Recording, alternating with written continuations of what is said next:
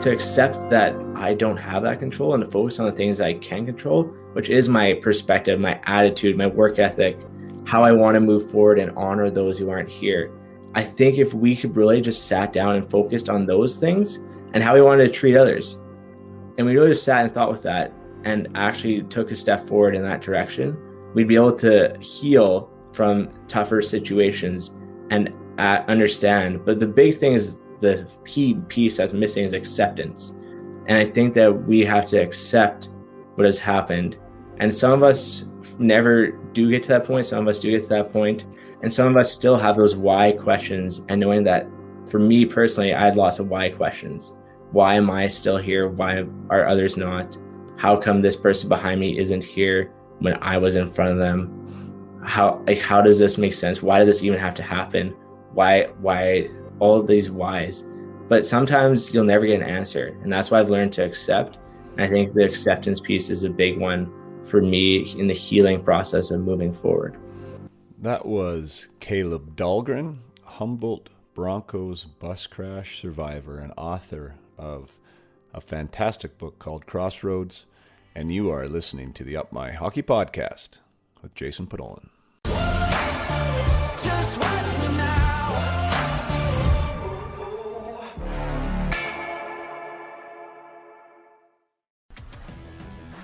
Welcome to Up My Hockey with Jason Podolin, where we deconstruct the NHL journey, discuss what it takes to make it, and have a few laughs along the way. I'm your host, Jason Podolin, a 31st overall draft pick who played 41 NHL games, but thought he was destined for 1,000. Learn from my story and those of my guests. This is a hockey podcast about reaching your potential. Hello and welcome back to the Up My Hockey Podcast with Jason Podolin. I am your host, Jason Podolin, and today we have on another fantastic guest. It's a guest that is inspiring countless people with his new book, Crossroads, and the author of that book is Kaleb Dahlgren. Kaleb was a survivor of the crash on April 6th, 2018, that the Humbolt Broncos were on, trying to come back in a playoff series against Nipawin. And that bus never made it to the game. And I'm sure you've heard the story. If you're at all involved in hockey, it was a story that rippled through the entire world because of its size and magnitude and loss and how it was able to touch so many people in so many different ways. And tragedy, they took the lives of 16 people on the bus that day. Kaleb was one of the survivors, and Kaleb is able to write about his experiences and preceding the crash and how he's moved on after. And this book is powerful in ways that you might not expect. And I do encourage you, as of right now, that if you have not read this book called Crossroads, that you need to read it. It's essentially a handbook on what is possible, I believe, by how you choose to tell the story of the events that happened to you. We talk about that a little bit in this episode. There's a lot of things that Kaleb could not control with that bus crash. He couldn't control where they were, who was driving it, what the semi-driver did. I mean, the list goes on and on. He did have control over, though, what he chose to focus on as the meaning was of that crash, where his place was in it. He was able to focus on, how can I turn this into something positive? How can I turn this into something I can be of service for? And something that was so tragic and hit him more profoundly, than anyone else. He was on the bus. He was able to use a belief system that he had started to cultivate prior to the crash, that was a part of his DNA and part of his makeup, to move forward from something that is immensely tragic and sad and all these other negative terms that we want to put on it. But he has turned this into a light, and he has been able to celebrate and honor those that were on the team, those that weren't fortunate enough to make it. And he has chosen to write this book and to give people the ability to see that perspective is our choice. And we can choose to celebrate those and the memories of those, or we can be sad and we can think that they should still be here, and we can have resistance to what has happened. This is not meant to be a therapy session. It isn't. It's profound, I believe, the power of our decisions and our choices that really rest on a belief system of how we choose to respond to situations. And Kaleb has done a fantastic job of showing that, you know what, it is possible, and we can move forward, and we can move on. And his light and his guidance is helping others all over this planet with his story and with his resiliency. He, as I say in the interview, he seems too good to be true. He seems like this can't be real. This can't be serious. But he is real, and he is serious, and he is authentic. And it was a pleasure to spend 60 minutes with him. I've never spoken to him before this conversation. I had read the book. I had heard of him from people like Chris Joseph and others who have got to know him or knew him. And yeah, he's the real deal. This is Kaleb in all of his light and all of his positivity and optimism and gratitude. I think that's really the biggest thing. Like grateful for knowing those players on the bus, grateful for having an opportunity to move forward and to live for them, grateful for the people that, you know, support him and teams throughout Canada, and, you know, the lives of others and being of service. It's just such an awesome reminder to all of us that there is meaning in every day. And there's meaning in every event, and it can be a positive one if we want it to be so. So, yeah, there's my preamble to a really powerful conversation and to a really powerful book. Crossroads is something that you should read. Crossroads is a book that you should buy for others. Crossroads is in honor of those who perished, and I believe it is a shining example of something positive that can come out of something so tragic. So without further ado, I bring you Kaleb Dahlgren.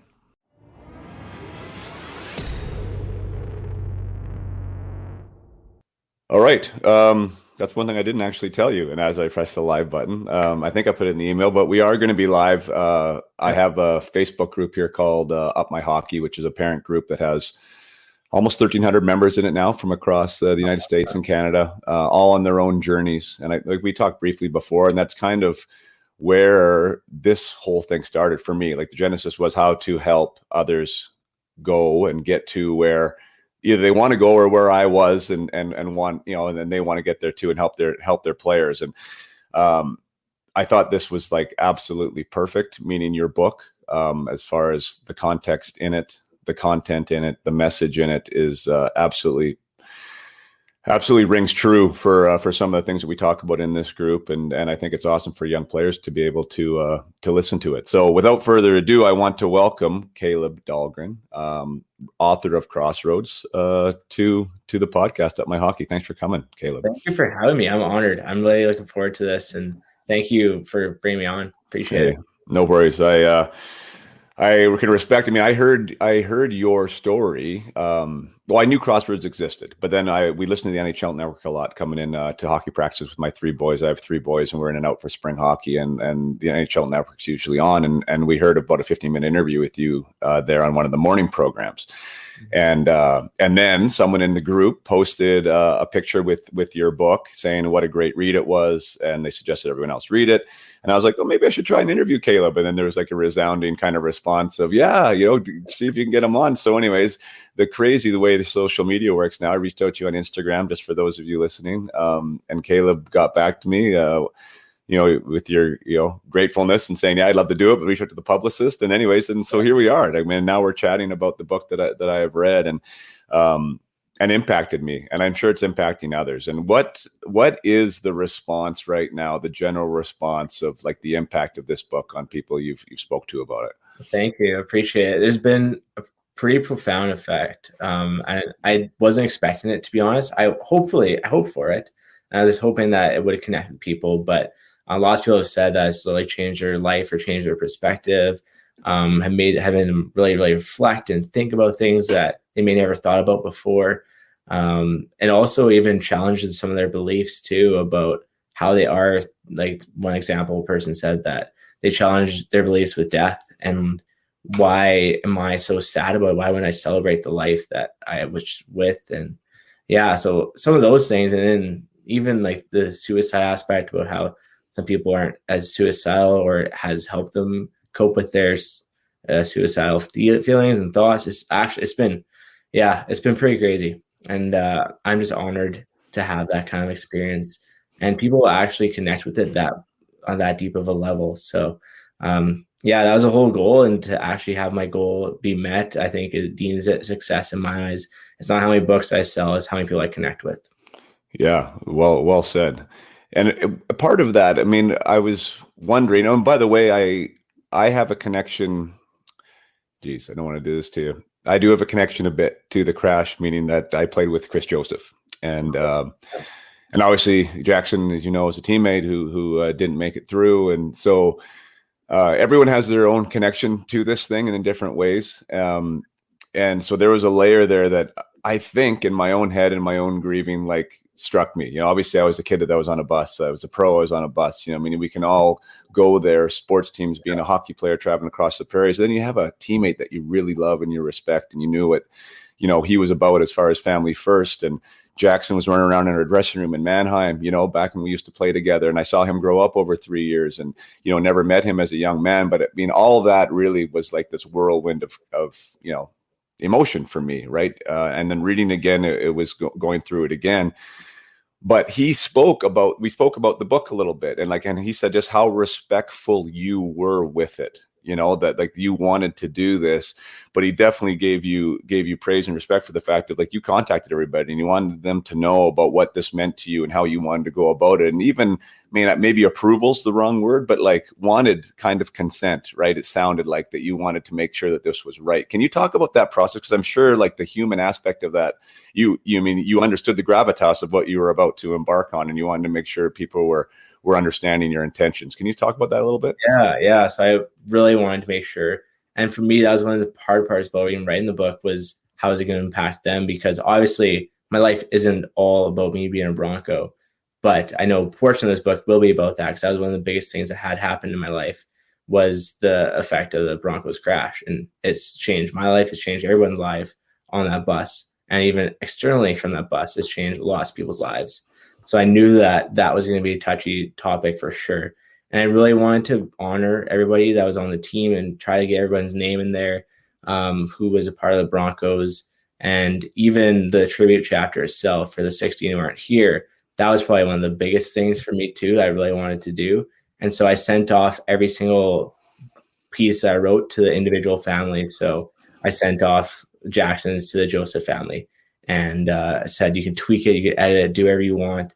I'm more than happy. This is my thoughts and how I perceived Jackson to be to me, and some things that I really admired in him. And I know this isn't a complete picture. It's literally just time frame that I was with him. And it's literally just a chat, like a paragraph or two. And I know it's not going to be complete, but I want to mention him and honor his legacy, that he had an impact that he had on me too. And so I think that was one of the big things I wanted to make sure that all of them were okay with what I wrote about their ones that are here today. Yeah, super respectful. And I know the Joseph family did appreciate it, and they couldn't speak, loudly enough about the specialness of the group, and even the families involved in that group. Chris definitely believes that, the parental system and the family system creates the people within it, and he said that they're like the young men on that team were solid men. And he said that was a tribute he felt to the parents that were there as well, raising them. So when something like that struck, like the people that got together to know each other, it was, it was a It was a special group that will forever be connected for sure. You mentioned words that I wanted to get into already, like perspective and beliefs and what those things mean. And I think that there is power in perspective, because bringing in that family unit again, I mean, if you're not exposed to things or ways of thinking, it can be completely foreign and not even on your radar that you can comprehend something a certain way. Yeah. It's one of the things that I do talk about in Up My Hockey when it comes to, I mean, similar things, but this idea of a belief system that makes us up as people, that allows us to go to the rink and show up a certain way, that allows us to go to charity events and show up a certain way, that a lot of these things are built off beliefs, and we can change our beliefs. It seems to me, reading from the book, that a lot of your belief system was wired before this even happened, right? To be, for lack of a better word, empty analysis here, but the glass is half full. Like that was the way that you were brought up, or that's the way that you were wired. How much you think was nurture and how much you think was nature when it came to that overall outlook for you? I'd say definitely quite a bit was, I say half and half, honestly. I think for me, I was fortunate enough to have such a great support system and parents who were the type of people that led by example with the glass half full, and that did try to find the positives in every situation.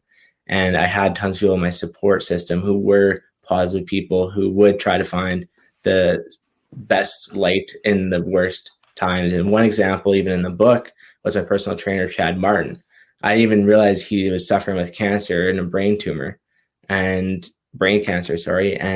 he literally lived his life to the fullest and was treating everyone how he wanted to be treated. And then to find out like a month or two before he passed away that he was battling brain cancer was a shock. So he literally didn't act like he lived with it. He was his same self, always happy, always upbeat, always wanted to make you feel special and treat you like how you wanted to be treated. And that was one of the big things for me that really stood out, was just the impact that he had on me at that age and molding me into the person I am. And then even the fact that I should have passed away if I was with my dad in his vehicle. And then when he got hit and he got in his accident, I would have been gone too. And just kind of how fast life can just change, and to really just enjoy it, because life can go in an instant. And I knew that even at a young age, losing my teammate. So I had this definitely throughout my life, I'd say, just through the people I had, but then also inside of me too.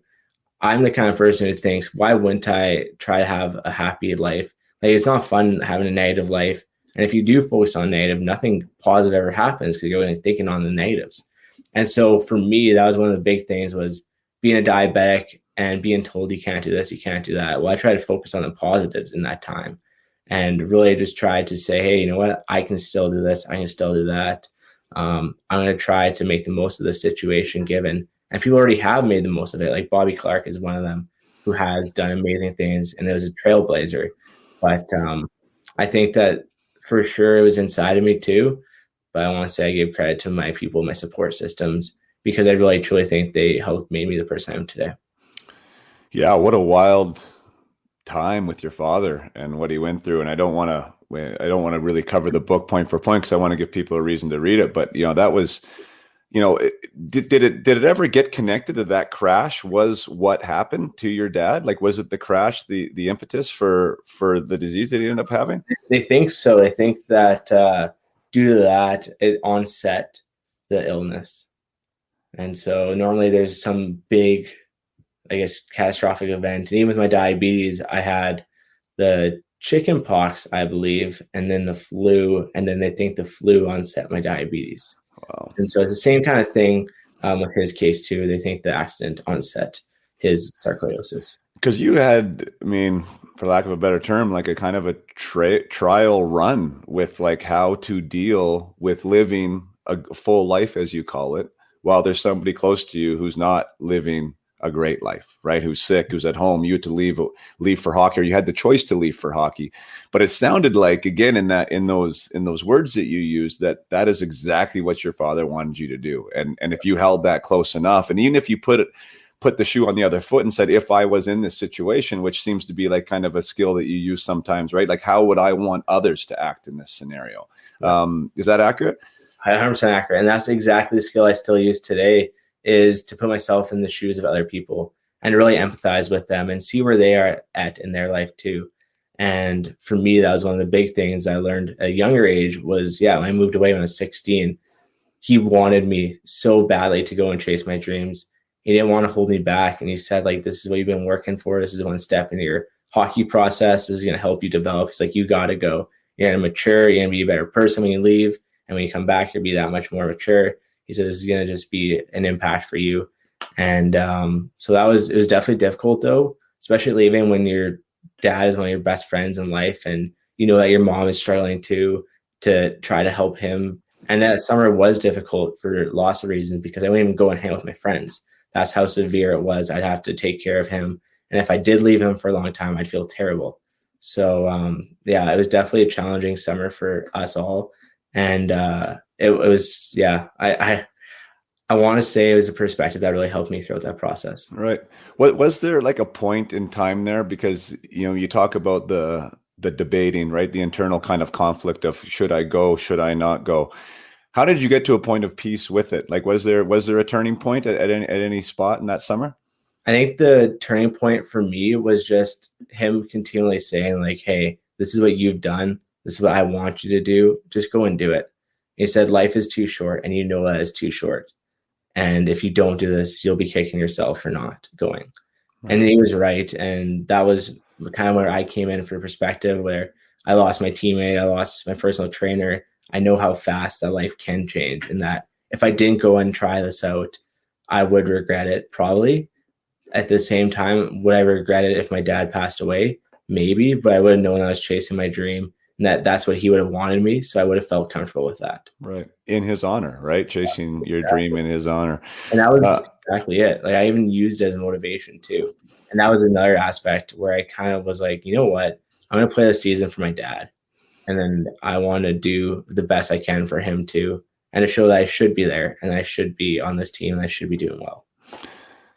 You talked about your trainer, you brought him up, and I wasn't sure if I was going to, but since you did, I think that there is an interesting piece there that maybe the casual listener or maybe the casual sports, weekend kind of warrior doesn't quite get, but is that idea of the not no pain, no gain, but the idea of understanding like limits and that we are in a sense limitless, and how when you can explore that barrier, that mental, physical barrier, that's usually it's in our head.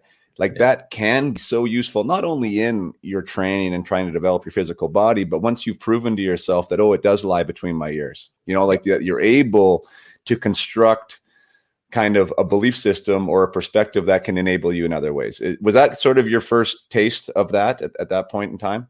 Yeah, it was for sure my first taste. And when I felt the lactic acid, I was like, this hurts so much. What's going on? And he's like, oh, it's good for you. And that was such a good mindset switch where I was like, oh, it's so painful. It hurts. He's like, no, it's good for you. It's like fuel. And then that was like, okay, you're right. I do need to switch my mindset on this. I need to be like, oh, this is great. I'm going to be better every time I feel this, that I should be feeling this way because I know the next day I'm going to be better. And so that was just a perspective switch in that little sentence really can make a difference. But some people just put it off and like, oh, whatever. But if you actually think about it, and when these things do happen, you actually reflect and sit on it and like, okay, this does make sense. And I do need to have this right mindset around this aspect. Right. Yeah, I mean, because you said it's just a small perspective, but it hurts, right? When we're just talking about that physical, like psychological barrier, right? It hurts. Your brain's telling you to stop because it hurts. That's kind of what our physiology is told to do. But when we actually understand that, no, this is helpful, or I am able to do more, at least for me, like that was like the competitive juices got going, right? Like how far can I go? Are you familiar with Dave Goggins at all? David Goggins? Yes. Yeah, I am. Did you read his book?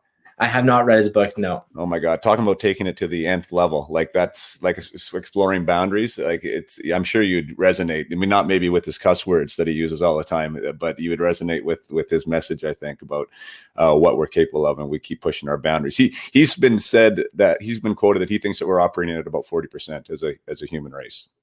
Huh. Interesting. He thinks there's like 60% left for most of us. And like, and when you start thinking about that, like how often we do stop at comfort zone 1, right? And if we push, it's not too far, but really we're capable of more and more and more. He really challenged my perspective actually with that a lot, as did you, because, and it seems like you have with others as well, because that is that perspective. Like, why isn't it a celebration instead of guilt, shame, right? Like all these other things that come in. But you talked about grieving, and I'll just go there because that's where my head went, that you said that everyone has a different process. And the fact that you are doing well, right, that you are moved on is not the right word. You always said there will be a scar there, but the fact that you are able to use this as something to be positive, right, something to be of service with. Have you ever felt resentment from that, from people that are having a hard time moving on, that like, how come you get to feel this way and I feel the other way? Because Chris Joseph kind of spoke about that even within his own family, right? That some people would have a good day. And if you're having a bad day when somebody's having a good day, it's hard not to feel like, how are you feeling so good? I feel terrible. Do you know what I mean? Like that whole dynamic can be kind of weird. Yeah, for sure. And I have had people question it. And even like I said in the book, how the psychologist was like, what do you mean you have this perspective? And it doesn't make sense to some people, but to others, it does make sense. And that's okay. And I understand that we're not all wired the same, and we are all different beings on this earth. And there's nothing wrong with that. And so what works for me may not work for someone, but I think I have for sure felt that in different instances. But at the same time, I understand that everybody does heal differently, and that there is no right or wrong way either. It's not that my way works and your way doesn't. There's no right or wrong way. And that it may take longer for other people or it may take less for others, and that's completely fine. And that's life. Do you feel it can work? Now, I'm talking the therapy aspect of getting over grief, which I have zero credibility in, but do you think like that the way, like, do you think that if you can harness your perspective, that this could be a tool for others, like that it is available to them? Do you think it can work for everybody? I don't think it can work for everybody, but I think it can work for sure. And it has worked for me. And some of the stuff that I even focus on is controlling things I can control. And it's such a hard topic to even think about. Well, maybe not think about, but to actually do, because we're throwing so many different things in life. An example right now, pandemic. We do have some control, but we don't really have a lot. And I'll just use the example in the book as the easiest example so people can relate to is a crash. I literally don't have any control of the semi-driver going through the stop sign. I don't have control of who made it, who didn't. I don't have control of my injuries. I don't even have control of what's going on in next week after or I could hit my head and something could happen. So I really don't have much control in life, and we really don't. And we all want control in life, or some of us do. Most of us want control in life. And to accept that I don't have that control and to focus on the things I can control, which is my perspective, my attitude, my work ethic, how I want to move forward and honor those who aren't here. I think if we could really just sat down and focused on those things and how we wanted to treat others, and we really just sat and thought with that and actually took a step forward in that direction, we'd be able to heal from tougher situations and understand. But the big thing is the key piece that's missing is acceptance. And I think that we have to accept what has happened. And some of us never do get to that point. Some of us do get to that point. And some of us still have those why questions. And knowing that for me personally, I had lots of why questions. Why am I still here? Why are others not? How come this person behind me isn't here when I was in front of them? How does this make sense? Why did this even have to happen? Why all of these whys? But sometimes you'll never get an answer. And that's why I've learned to accept. And I think the acceptance piece is a big one for me in the healing process of moving forward.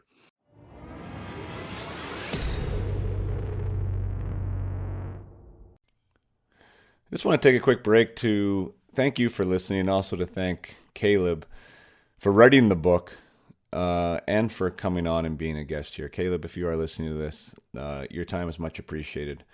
Your time writing that is also appreciated. I think you've given a gift to humanity that a lot of people don't see the world the way you do.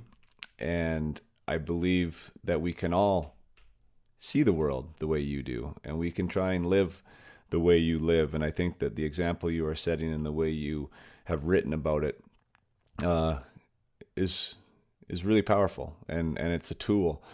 for others to follow and to see what's possible. So I know it's a stretch for some of us. I know when the times are darkest, it can be really hard to try and find a meaning that makes sense. The ability for us to tell a story about the circumstances that lift us up, that give positive meaning and a positive focus. But we do create our environment. I'm a firm believer of that, and I think Kaleb does a great job of showing us how. So, thank you for listening today. Thank you for being here for this episode. I hope it helps you, or it helps a family member in some way, to help with the perspective to see how our choices matter and how we are empowered. We do have the authority to make those choices. And Kaleb, keep doing what you're doing, man. I think what you're doing is fantastic. I believe the book, I'm sure it was cathartic in writing it. I'm sure there was an element of therapy in there, but I do believe that it was done with the intention of helping. And that seems to be what you're all about. And I know you have helped others. I know it's helped me. It's helped solidify me in my belief of what I think is possible, not only for, athletes, hockey players who want to get somewhere, but also from the human perspective of trying to become more resilient, more emotionally sound people, to be create an environment in a universe in our own individual daily lives that has meaning and purpose, and that we can be grateful for. So thanks again. Thanks for listening. If you enjoy this episode, please give a comment or give a review or share with somebody. That is the one way to grow this podcast and allow Kaleb's story to be heard even more. And also, of course, support Kaleb in the book and what he stands for here, with the proceeds going to STARS, which is, who came to that crash site and who helps people every day when times are the worst. So double barrel reason here to go purchase the book. Now back to the episode with Kaleb Dahlgren.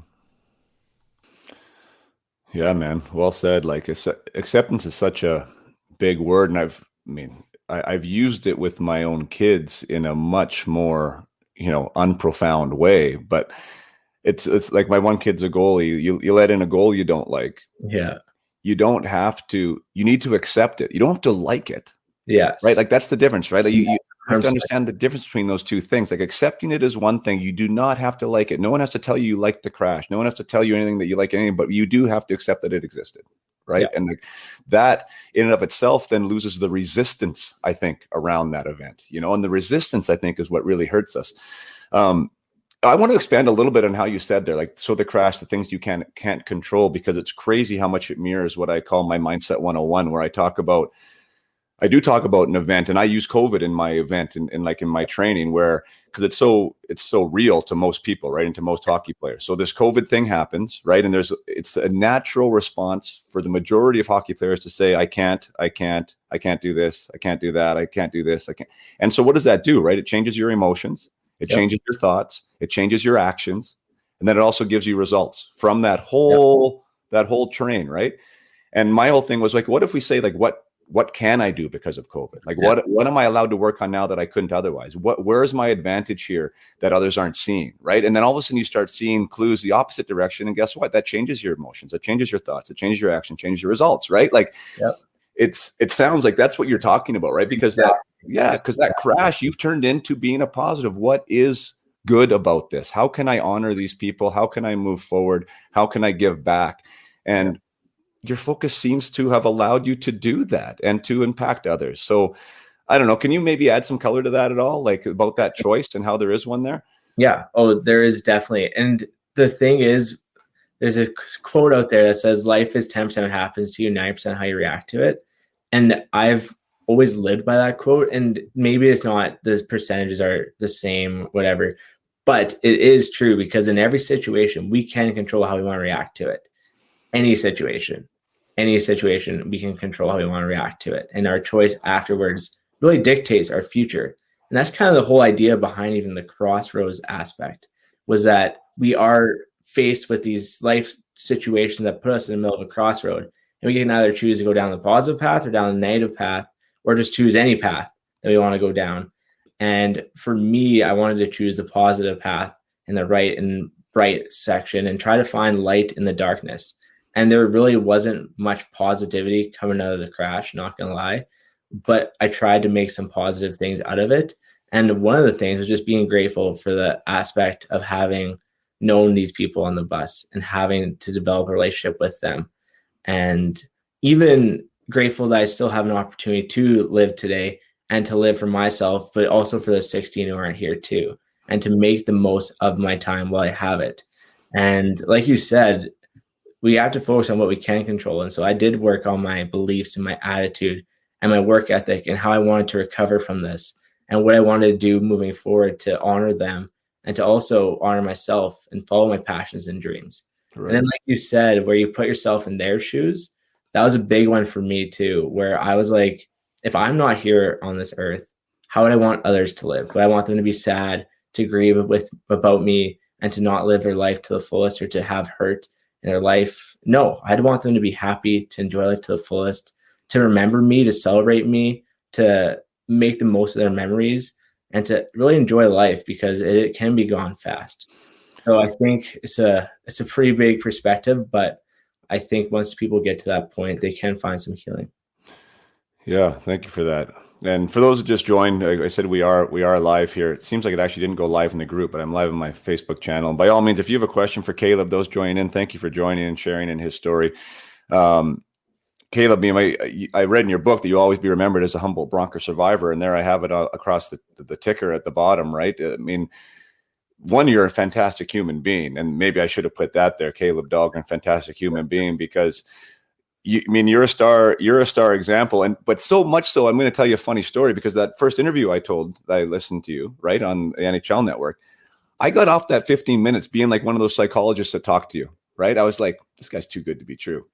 Like there's no way this is real. Like, I wasn't that defiant, but like, it was like, you just come across as like, wow, man, like these people actually exist. Like, you can be this positive and have this type of an outlook. And then when I talked to Chris Joseph again, he's like, that is so surreal to me, like how that even works, right? Like that. And maybe I'll let you tell it, but I mean, it sounds like you are, a freak of medical history, really. Like, what has happened to your brain? Shouldn't be doing what you're doing.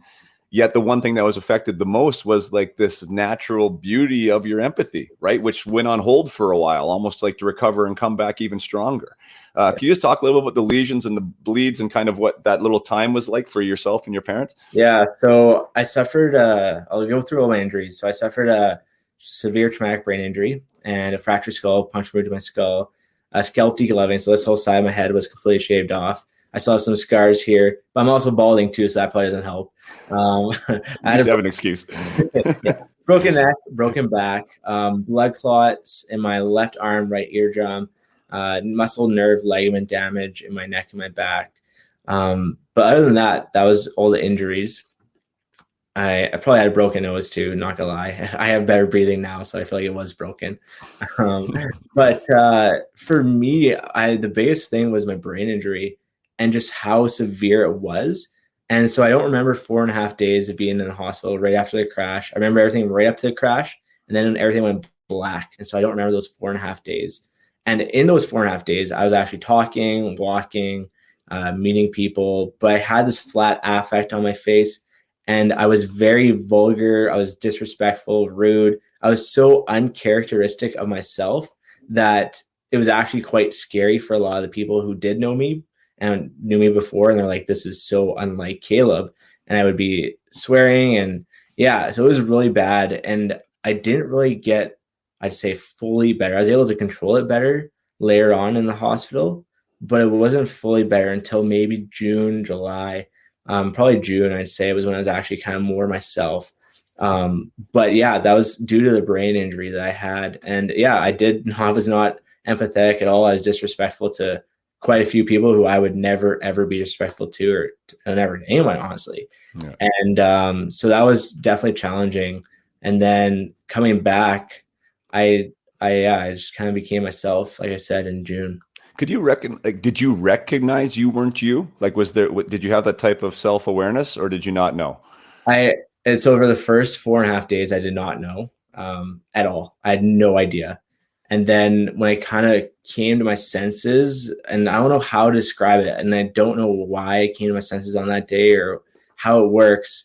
And I guess we'll go back about the Marvel of the dark doctors. Based on my image of my brain, I shouldn't be able to remember my name, how to walk, how to talk. That's how severe of brain injury it was. And so throughout this whole process, it was difficult. I didn't really know how severe a brain injury it was until I started doing more testing and all that. So I didn't know that, but also I really didn't realize I was different until, oh boy, I'd probably say a week into it. And maybe even a little bit after. And it was when I started getting the pictures and videos of myself. And I was like, is this really me? Like, am I actually telling this? Am I saying this? And so, yeah. And I saw a picture of me and Prime Minister Justin Trudeau, and I had no idea he came to visit. I didn't even remember it whatsoever. I was like, I don't remember even meeting him. And my parents were like, oh, you should remember meeting him. I was like, what do you mean? And they're like, well, you were really rude and didn't want to meet him, and you didn't like him at all. And I was like, what? Like, what? So that was when it really hit me that I was way different. And then I could also feel myself wanting to be more, I was more agitated per se. I was like more high strung and agitated in the hospital. And so then, yeah, by the end of May, I was kind of back to my normal self. But yeah, with the doctors being marveled about it, it was, they deemed me as a miracle. And that I honestly have done better on my tests than I did even before the crash. Yeah. So it's pretty unbelievable. That's crazy. I'm just very grateful for the opportunity to be in the best shape I possibly can be and still live a normal life. Yeah, I was curious about that because I either I missed it or I couldn't pick it up. I was wondering if it was like a gradual kind of progression back to yourself, or was it like a light switch moment? It was more gradual. It was gradual, yeah. So it was over every day I'd get a little bit better. But when I realized I was different was probably like the first week after the crash. Right. When I was in the hospital and I was like super agitated. I was never, ever agitated. When I like get mad at certain things, I would never get mad at, and I wasn't as easygoing as I normally was. So there was definitely a gradual process. Yeah. And more sleep, I think, was a big recipe was like getting lots of sleep and eating healthy, getting fresh air, and getting back to the normal kind of life. And then I was able to kind of become more myself. I think really it was due to the sleep though.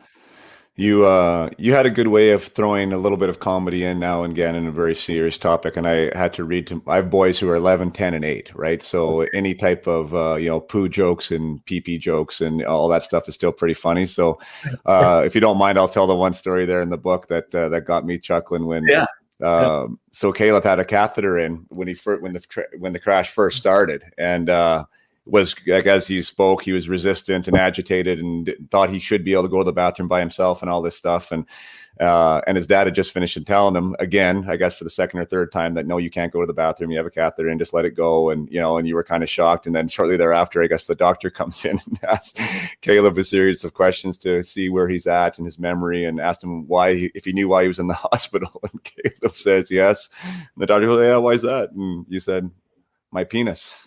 He said, you're here because of your penis. And what did you say? You said, well, I have other issues, but mostly my penis. Oh my God, that must have been a riot in that room. My goodness, my kids were dying at breakfast this morning. I thought that was pretty good. But obviously you don't remember that, right? You just, that was told to you after the fact. Oh yeah. And see, like, all of these stories in that 4.5 day get told to me after, and I was like chirping Johnny Gaudreau. I was being rude to Crosby, rude to Prime Minister. It was just like kept getting worse and worse. And I was like, well, people probably think I'm a monster right now because this is totally out of my character. Right. I was even rapping Eminem in the MRI room as we're waiting to get my MRI. Like, it was just, it was different. That is so nuts. I want to move on and talk about the boys a little bit. I mean, you did a fantastic job, of telling the events that you remember leading up to that moment in time. And for anyone who's been on a bus, the beauty of the bus is the bus, right? And the cat calls and the chirps and the questions, and it's 19 different guys every time, but it's always kind of the same. And so I could definitely relive those moments. It seemed like it was a special group even before that happened. And that's what Chris said. That's what Jackson had spoken about. Others on the team have said that before. The crash obviously immortalized that group of individuals in a period of time. But can you speak about that group? And I want you to speak, if you wouldn't mind, about the stuff that you guys did together, and like which you were a leader in. And I talk about leadership a lot, and I talk about the value of inclusiveness and the account being a good teammate and how these things really do matter. Like where in the whole spectrum do you think that like decisions made by the leadership group, by the coach, brought those guys together and made you guys special? Yeah, I think for me, the first part was that Darcy brought in good people first and then good players second.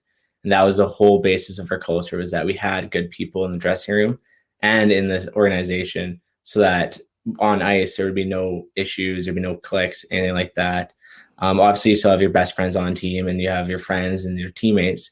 So I think that the big thing within our leadership group was that we wanted to connect with everybody and open up the floor to have certain special nights. And so we did lots of community service as well in the Humboldt community, which is another aspect that we were able to really kind of dive deep in. And we do like hot lunches at elementary schools where we'd all wear Broncos jerseys and serve lunch to the children, play at recess with them, or we'd go out and skate on ice with a practice. So we try to do quite a bit, or even the community skates too.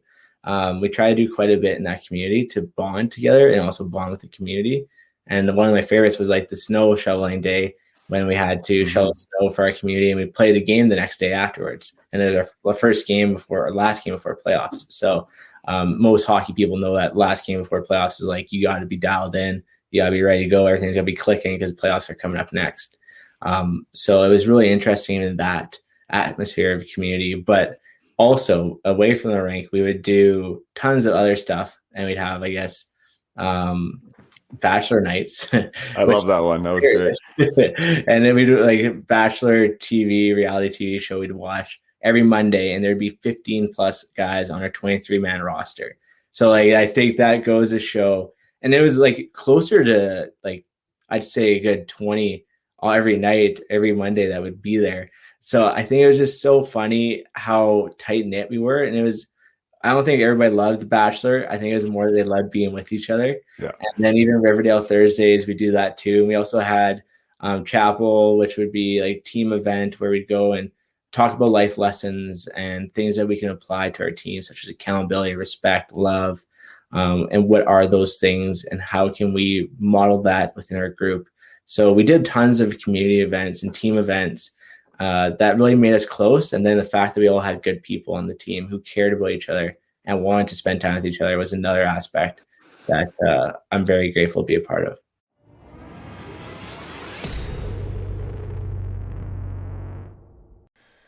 Let's take another short break from the conversation with Kaleb to let you know, if those of you who are interested, it's amazing talking with Kaleb, as you're hearing here during this interview. Like, there are so many similarities between his approach and his seems like almost natural aptitude for this, and what I have found more through research, trial and error, and through teachings, that this is possible. And this is what I talk about at Up My Hockey a lot. This is what some of my programs are based around, is the ability to create a system that supports us in our goals and dreams. And, you know, Kaleb, of course, has done that. I mean, his goals and dreams were to help people, and he had to shift some of them because it didn't involve hockey anymore, but he was able to use the events of his life, and not just the crash, the Humboldt crash, but as you've heard, I mean, the relationship with his trainer, what happened with his father, his diabetes, all these things were reasons or things that could have got in the way, yet he was able to find a meaning that served him, that also helped him serve others. And I believe that's a skill. And it is one that we talk about it Up My Hockey. So if you're familiar about if you want to be familiar about what My Hockey speaks about, by all means, check out upmyhockey.com. You can see a little bit about my story and what I believe and how I believe I can help athletes and hockey players become better athletes and become better teammates and be more desirable. And it's something that we talk about in this interview here with Kaleb, that, that was the first question that Darcy asked. What type of a person is he? It was something that I never thought about as a player when I was playing. What type of person is Jason Podollan? What am I bringing to the table here? I believe we can have tunnel vision when we're doing anything, actually, and maybe especially a sport. But like, you think about what you're bringing to the team in terms of what skill set, that I always deemed myself as a scorer, that I was going to score a big goal in the big moment or be a guy you could rely on to show up in the big games. I never thought about who that person was in the locker room, though, or what that person was on the bus, and how my presence on a team was either making it better or making it worse from the human perspective. And these are big things that I think as hockey players, the quicker we understand that, it helps us. And not only does it help us, but I mean, it obviously helps in everything. It helps you in your family life. It helps you in your relationships. It helps you anywhere you want to go. So there's no reason not to be talking about it. And when Darcy Dahlgren was asking the question, hey, what type of a person is he? There's other coaches that are like that. There's lots of organizations like that are thinking about culture and what is happening inside that dressing room to promote high achievement and to promote, the elevation of others. And how do we get more performance out of these players? And it oftentimes comes down to the character traits involved and the approach to the game and the approach to each other that makes a huge difference. So I digress a little bit. If you want to find out more about Up My Hockey, by all means, go to Up My Hockey. You can see what's going on. There is team services there and individual. I've spoken to Kaleb after this interview and got his number, and our kind of philosophies align so well. It'd be crazy for us not to do something together. So watch for maybe Kaleb and I down the road. Who knows what will happen with that? But definitely a firm believer in what he's talking about and his approach. And I think it's a in-your-face reminder that I'm sure that you can apply to something in your life that's like, wow, what if I just try these principles that he's using here, that he has used for himself, and see if I can get out of this, slump, dark time, relationship issue with a coach, bad relationship with a teacher. Who knows what that scenario is, but try to see if you can give it a powerful meaning. What can you learn from it? Where's the solution for you? How can you make this of service to yourself and to others? And when you start asking those questions, the brain is an amazing tool. It will find answers to the questions you ask. So choose your questions carefully, because they turn into things called actions. And Kaleb is showing us how those actions can make a difference. So I'll bring you back to the interview with Kaleb Dahlgren.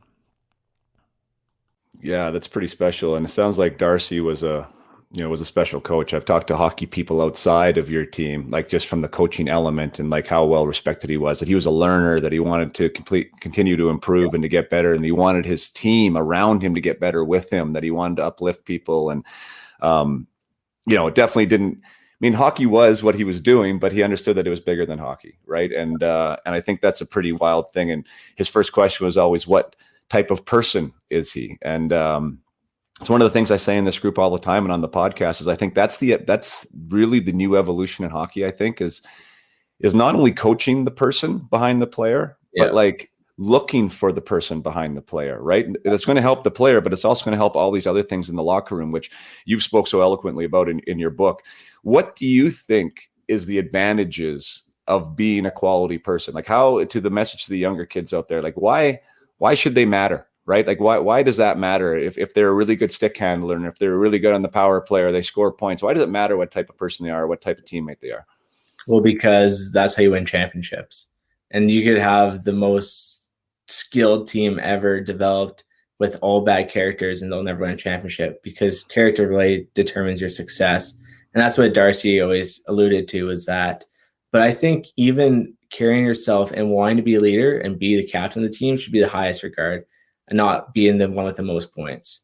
Mm-hmm. I think that we lose sight in trying to find people who are getting the most points, and not who is a captain, who's the heartbeat of the team, who leads by example the right way, and not just lead by example. Because there's some people that lead by example, but it's the wrong way.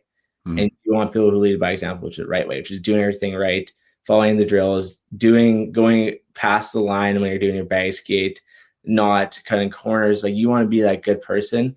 And it also dictates your future success in life. I know hockey is not a forever sport. And I wish it was, but it's not. And in the real world, and when you get out and you're not playing sport, you need to have these life lessons that hockey teach: accountability, trust, respect, hard work. These are all life lessons that you need, even leadership too, to succeed in the world outside of sport. Yeah, you mentioned like our example is leading somebody. You know, like you might not even have a letter on your chest, or you just walk through life, right? You do something, somebody's watching, right? And that's going to have an impact somewhere. And that's one of the things that I try and talk about now is the whys, right? Like the why of what you're doing, to really understand it. Because the community service is amazing, right? But like if you don't understand why, then it's just an action, right? Like, and I think that it sounds like Darcy was somebody that made you understand the why. Like why is shoveling snow before this huge playoff game bigger and more important than that game, right? And when you do understand the why, then you can go out and be curious about how else you can be of service, or who else you can support and who else you can touch. And I think that is where I think good coaching meets great coaching, because when you can get the why down for those who are listening and those you are leading, then you got something, because now they can make decisions without you being there. Yeah, 100%. And I think the why in life is huge too, and finding your path into life and why you do the things that you do. Like, why would I hold the door open to someone else? And it's because I want to actually help the other person with their day and hope that they are doing well, and that this could maybe impact their day in a positive way, instead of having the door be slammed on their face just before they get there.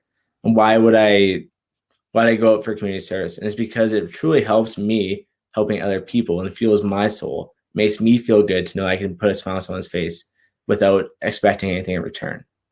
And then even like lots of other things, why do we even play hockey? And like there's so many questions about, and you can search for those whys. And I think if we understand who we are as people and we are more self-aware, then we become better leaders too, because we know what works with us, we know what works within a team. And being a good leader opens opportunities for the future for sure. And the second that you aren't a good leader is the second the door starts to close.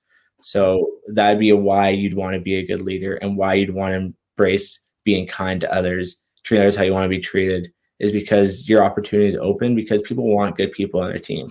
And that's what people are looking for nowadays, are better people than they are players. Yeah. Well, people are understanding culture. I mean, obviously, if you can have both, you mean in the hockey world, if you can have immense talent, have immense character, well, that's when you get like a Sidney Crosby, you know, like that's not an accident, you know, like the two go hand in hand.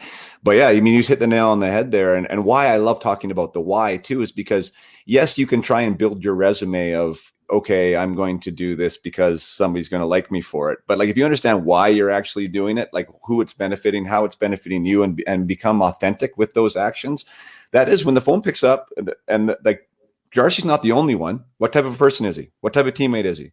Yep. What's he like when things are down, right? Who's he supporting? Where's he active? Like those things give you opportunities. And plus they allow you to become a better individual as a hockey player. Like right. Like your traits allowed you to become a player that you probably otherwise wouldn't, because you're able to look at things as, how do I get better? How do I attack this day in a way that I'm going to leave it better than I started, right? And that seems like that's a little bit of a philosophy you were living with there, which I think is so impactful, because if you build a dressing room with those types of guys, now you really got something. You talk about championships, right? Yeah. And you talk about family. That's the one thing with the teams that I was on. The ones that did well were the ones that hung out together. Yep. Yeah, 100%. They just did everything together, and you wanted to be with each other, and you wanted to enjoy your time with each other, and you actually cherished that time. Yeah. And not in groups, not in like the groups of 3 or 4, right? But like you said, together, like, and you said you have to orchestrate those nights. So you have to be intentional about it, because it doesn't just happen. It's not like, oh, this year we got a good one, right? It's like people pulling strings and like making sure that these events get organized, and then you start caring for each other. And when you start caring for each other, that's when really special stuff starts happening on the ice. And those are the moments, I mean, for sure, that I remember, like the years. They don't always lead to championships. Sometimes you get close and you don't quite get there, but those bonds and those relationships you just can't take away. And that's really the best part of the whole sport, in my opinion. But sure. We want to talk about the family first with Darcy, maybe. I mean, I think it seemed to really be authentic and real. I mean, it's one thing to put something on a dressing room wall, and I've been in those dressing rooms too, right? Yeah. It says perseverance, it says respect, it says this, but it's kind of hollow, because you don't really hear it. It's not ingrained in the DNA of what's happening. But that was the first words on the wall for him, was family first. And it sounds like that was really taken to heart. Can you speak about that a little bit? Yeah, for sure. And I think for me personally, my family is the hockey family too. And I would always put my family, my parents and my actual family, and also my hockey family first. And I think that Darcy was meaning more of just like your own families first as well. And there's nothing wrong with that, because we all do come from different backgrounds, different grassroots. We all have different stories that make us the people that we are at that point in time. Because my story is not the same as someone else's story in that dressing room. And I think that's the cool, unique part about it, is that we all come from different families, and families should be first. And your teammates do become your family. And I think that I always put my teammates first. And even on our shirts, we had "We Before Me" on the back of one of our t-shirts. And it's so true, because we as a culture is always more powerful than me as a player. And if your team all buys in together, it's better than having one top player or a couple top players who think me is more important than the we. And so it was a buy-in, and it was the idea of having us all go together towards one common goal and become a family and love each other and want to spend time with each other and actually support each other through the highs and lows. Because there's not going to be always highs in your season. You're always going to be doing well. And it's always the families that are there, that are tight together, that will support you throughout that time. Mm-hmm. So one of my, well, not one of my first pro roommate, Ryan Johnson, who's now involved with the Vancouver Canucks, GM of their farm team and director of player personnel, went on and had a amazing pro career, but was always kind of a fringe guy at the NHL level, right? Like, I shouldn't say fringe. Like he always had contracts. Somebody always wanted him, but he was kind of the fourth line, third line guy. And his approach and his character and the way he treated his teammates was what allowed him to have the longevity that he did. And one of the things that he said when he was dealing with the slump, which I thought was amazing because it was well beyond my emotional capability at the time, was that he would look across the room to find somebody else who was struggling. And he would put his focus on that person to try and lift them up. And in the idea of taking the eyes off himself, right, and whatever, trying to find answers or feeling sorry or finding for what's wrong, he would be trying to find what's right in that other person to help them. And that always lifted them both up, you know. And I was like, wow, what a crazy, awesome, compelling perspective. Because, like, isn't that what we're there for anyways? Like, he actually helps himself at the end of the day, but he's helping somebody else while doing it. And it seemed to me like that's almost like the way you've approached some of the stuff in your life, correct? Exactly. Yeah. I find healing in helping others. And it is sometimes a weird concept to think, but me, like you said, me lifting them up lifts me up too, because I'm helping them, but they are helping me just as much by filling up my emotional bank and making me feel good and warm on the inside that I'm doing something good for them. And so it works both ways, I think. And that's a great example of somebody doing that. So yeah. There was the one story, and I can't remember the name that you gave them, but the four guys that you would drive to the crew. Yeah. The what crew? Taxi crew. Yeah, the taxi crew.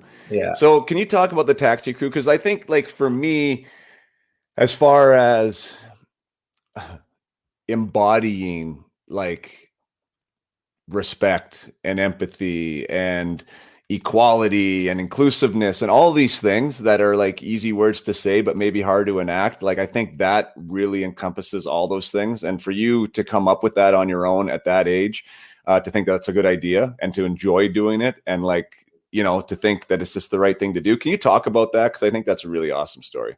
Thank you. Yeah. So for me, I was driving back from one of our exhibition games, and I saw that one of our super fans, and they are super fans of the Broncos, Dallas, had his bike that was broken in his chain, and he was walking back, and I just drove right by him, and I kind of was like, oh, that's Dallas, isn't it? So I stopped and turned around and went back. I was like, hey, do you need to ride back? Like, I see that you're walking your bike. He said, well, that'd be great. So I ended up hopping in my vehicle and took him back. And I found out in chat that he normally would bike to and from the games, and that he wanted to be there early so he could see the opening face-off, and that sometimes the bus that they would normally get taken on sometimes leaves earlier because people have to go to bed earlier.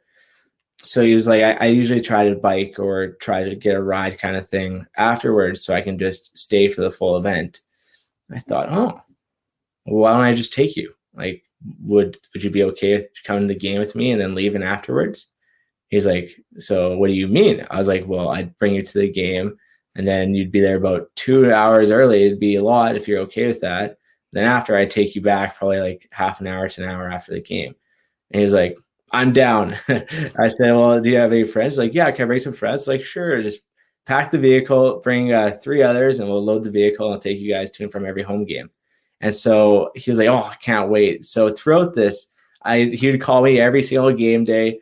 He'd be like, hey, I'm ready to get picked up at this time. And I'm like, yep, you bet. See you there. And it was just super fun because it became part of my pregame ritual. But it was one of the highlights of every game day was picking up those guys. And they all had, they're all on the Special Olympics hockey team or were a part of it in some capacity.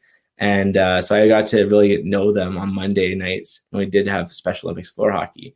And then they'd also be a part of my taxi crew. So I'd pick them up every game day. And yeah, it was a pretty cool experience. And we got lots of good memories. I'd crank the tunes, we'd jam out, we'd hear their thoughts, their interviews with me. I interviewed them. I had to put them as the coach. It was just really fun to really make the most of them and just treat them like regular hockey fans who just love the Broncos. So yeah, it was special. That is special because I remember, I've been to those events, right? Like where you'll go to a home and meet people, or you'll go to the hospital and meet the kids. And there's something to put a jersey on and represent and be involved in the community. But to take it that next level and to really immerse yourself, right? To make it a part of things. That's super special, man. And I'm going to say I'm proud of you for doing it, but it's like, I am proud of you for doing it, but it's like, I don't know, why is it so uncommon that people don't go in like that, and what was your why for that? Like, speaking of whys, right? Like, why did you make that move to begin with and think that this was a good idea? A lot of times pregame preparation for hockey players is like super critical, right? Like to depend on somebody else, and you have your set ways, and now you're bringing 4 people in that you don't really know that are special needs. And, like there's a lot of kind of things that people wouldn't go along with the ride for that. Yeah. And for me, it was just, how would I want to be in that situation? And I also thought like they are missing the best part of the game. They're missing the opening ceremonies, and they're also missing if it goes in overtime. And I don't know if he was even serious or joking about it, but I about like the bus leaving early or the bus getting there late kind of thing. But either way, it was still a great time to get to know these people and actually build a bond with them. And I went to Humboldt also with the intention to really be involved in the community and really want to give back because it is fuel for my soul. And I didn't feel complete in Notre Dame. I was assistant captain my 9-year-old year. Going into my 20, I just still didn't feel right. I wanted to do my Dahlgren's diabetes program, and I wanted to really be invested in a community. And there's only 400 people in Wilcox. So there really wasn't many fans. You didn't have that really community aspect. So for me, Humboldt was like a really big choice for the community. And I really just wanted to treat others how I want to be treated too. Yeah. Well, no, for those of you who haven't read the book too, Kaleb made the choice to go to a bigger community, even though he was, in a team that was, being successful, and he was a big part of it, but he wanted to be a part of this community where he could be more engaged in the community and get his diabetes program going and get some kids in there. And like, that's a super mature choice to make at that age. I know you, I think we're pressed on time because I know you're a busy man. You got another interview, so I'll definitely respect that. I guess I'll close. I'm an only child too, which I didn't mention, but like hearing you talk about your teammates, and I think for us that probably means a little bit more, like those guys in the locker room, because I didn't have a brother, I didn't have a sister, and those were my boys, those were my brothers, and like figurative words, literal words, and like it's just, that was my family. So I think that I definitely have special bonds through everyone that I've played with, and I know that team is going to leave a mark on us all, and I'm just so proud. As actually, I'll put one comment here from B. Kaleb, you're a force that is going to help so many people, and already have. Keep it going, man. We are all proud of you. So, Thank you. Yeah, you're doing an amazing job. The book is amazing. For those of you who have not read it, by all means do. Please read it. I think at the back it says that part of any of the proceeds goes to is it the diabetes? The Stars Air Ambulance. They help save lives. Yeah, helps save lives on April 6th, and they literally save lives every day. So I wanted them to be recognized and thanked for all their support. So yeah, portion proceeds will be going to them. Yeah. So if you didn't need any more motivation other than this might change your life, other than this might change your perspective or give you an idea about a belief system that you can, you know, digest and metabolize and use on your own. I mean, even the purchase of the book is going to help some people that help people every day. So, Kaleb, you're doing amazing things. I really appreciate you taking the time to come on and chat with us here. And I wish you nothing but the best moving forward. Oh, thank you so much. I really do appreciate it. It was awesome chatting with you too. We have very similar mindsets, so it's always nice to talk to someone like that. Have a great day, Kaleb. Thank you, you too. Thanks so much for being here today for that powerful conversation with Kaleb. Kaleb, thanks again for taking the time. It's amazing, how this interview even came to be in this day and age, that we were able to spend the 60 minutes together. I've never met Kaleb before. We're able to connect over social media. As much as I hate some aspects of social media, it is a great tool when used as such. And now you've had the opportunity to hear Kaleb on my platform called Up My Hockey, and you might not have otherwise had the opportunity to listen to him. So my ability in whatever small way, shape, or form to help Kaleb spread his message and get his book out there, and who knows, it could inspire one person. It could change one person's perspective on something that's happened to them and help them to move forward. And you know what? Kaleb has done his job, and I have done my job as well. So very, very thankful for this conversation. I know for me personally, it has helped me. The book has helped me. Yes, I shed tears. Yes, there are emotions involved in this that aren't always construed as positive, but that's okay too, right? Like, emotion lives within us, and we are going to have sad days, or we're going to have dark times.